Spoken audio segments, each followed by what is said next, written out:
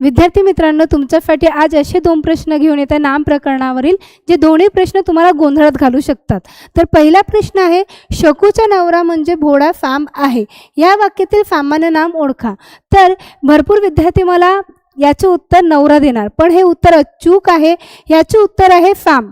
तर फांबच का ते नंतर सांगते. दुसरा प्रश्न पहा, तुम्ही म्हणजे नुसते आंबच आहात.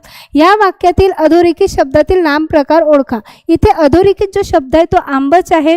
ठीक आहे, तर या दोघांमधील उत्तर काढायचे आपल्याला. तर बघा, इथे आपल्याला फाम याचा अर्थ काय आहे? याचा अर्थ असतो एखादा निष्पाप व्यक्ती, भोळा व्यक्ती. आणि आंबच काय? तर मूर्ख. म्हणजे सोप्या शब्दात फाम हा काय आहे? निष्पाप व्यक्ती किंवा साधा माणूस, आणि आंबच काय हा तर मूर्ख माणूस. तर इथे काय दिलेलं आहे? याही वाक्यामध्ये उपमा दिलेली आहे, याही वाक्यात उपमा दिलेली आहे. तर कायम लक्षात ठेवायचे, एखाद्या व्यक्तीचे किंवा एखाद्या देवाचे गुण किंवा उपमा एखाद्या दुसऱ्या व्यक्तीला दिलं तर ते काय होते? विशेष नाम नाही, तर ते फक्त सामान्य नाम म्हणूनच काम करते.